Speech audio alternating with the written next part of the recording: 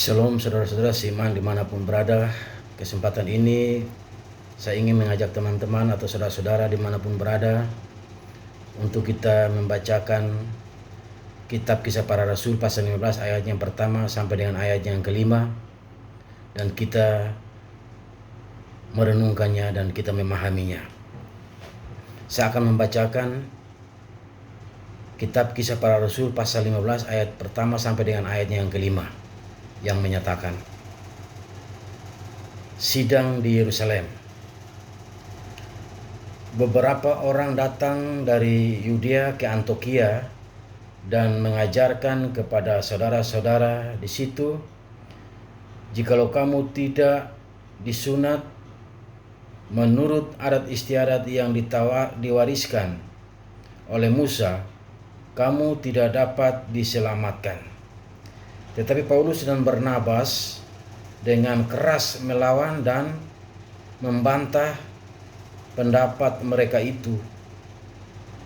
Akhirnya ditetapkan supaya Paulus dan Barnabas serta beberapa orang lain dari jemaat itu pergi kepada rasul-rasul dan penetua-penetua di Yerusalem untuk membicarakan hal itu.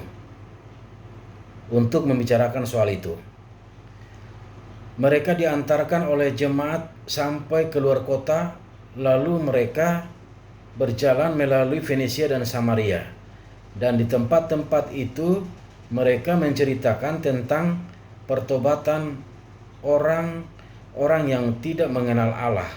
Hal itu sangat menggembirakan hati saudara-saudara di situ.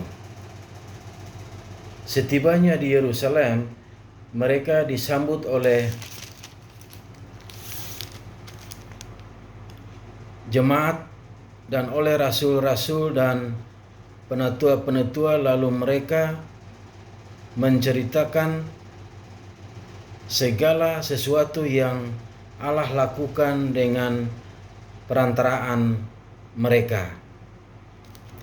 Tetapi beberapa orang dari golongan Farisi yang telah menjadi percaya datang dan berkata, orang-orang bukan Yahudi harus disunat dan diwajibkan untuk menuruti hukum Musa.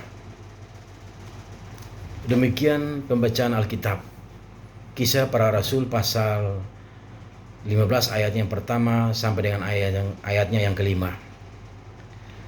Saudara-saudara seiman dimanapun berada, perlu kita ketahui bahwa memahami hal sunat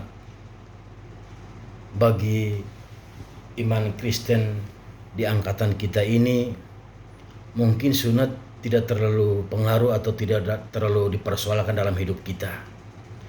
Namun kenyataannya di Yerusalem, terutama orang-orang percaya, khususnya bangsa Yahudi, mereka menganggap bahwa sunat ini satu hal yang sangat pengaruh. Sunat ini boleh dikatakan satu budaya, satu adat istiadat yang mana mereka menganggap ini sangat pengaruh dan menjadi tolak ukur. Sunat ini mereka memahami bahwa satu hal yang menjadi patokan. Kenyataannya mereka memahami bahwa ketika orang-orang yang percaya tidak disunat, tidak mendapat keselamatan. Nah, saudara-saudara seiman dimanapun berada, artinya sunat ini benar-benar kita memahami bahwa sangat berpengaruh dalam kehidupan setiap pribadi manusia. Kalau kita sepaham dengan orang-orang Yahudi yang mana diceritakan di dalam Kisah Para Rasul pasal 15 ayat 1 sampai dengan ayat yang kelima. Nah, hal ini ketika mereka mengklaim bahwa seseorang harus disunat jika ia percaya kepada Tuhan Allah agar ia mendapat keselamatan. Nah, di sini Barnabas atau Paulus dan Barnabas melawan dan membantah hal ini. Membantah keras. Membantah bahwa seseorang mendapat keselamatan dari Allah bukan ditentukan oleh sunat atau dari sunat, tetapi seseorang mendapat keselamatan itu karena semata-mata kasih karunia Allah di dalam Yesus Kristus.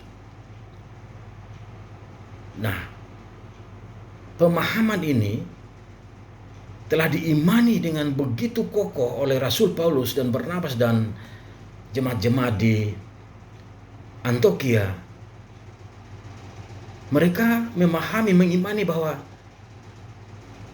keselamatan itu benar-benar dari kasih karunia Allah yang telah kita terima dari Yesus Kristus, bukan dari sunat. Kenapa Paulus memiliki sikap yang begitu tegas, keras, dan prinsip yang begitu benar?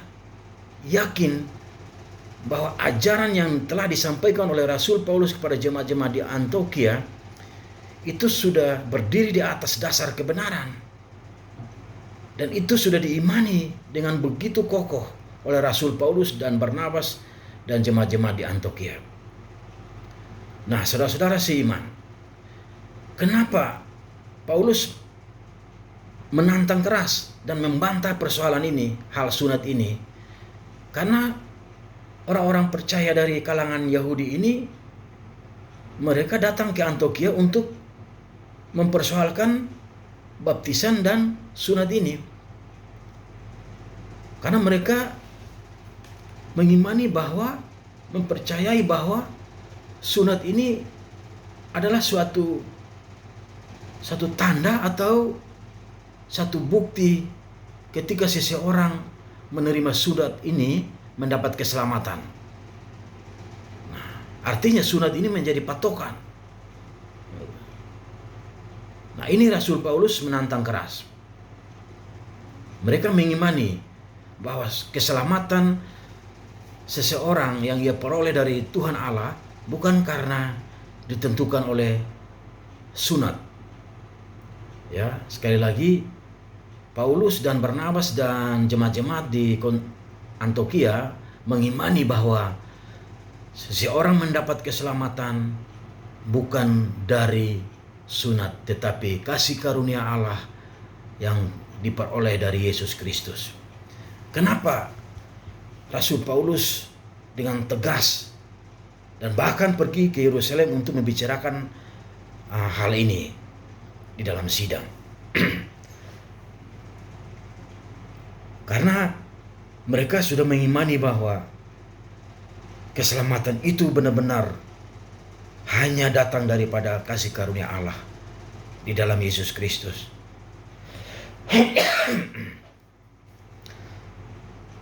Nah, ini prinsip yang perlu dicontoh, diteladani, prinsip iman oleh Rasul Paulus dan Barnabas dan jemaat-jemaat di Antiokhia. Ini perlu kita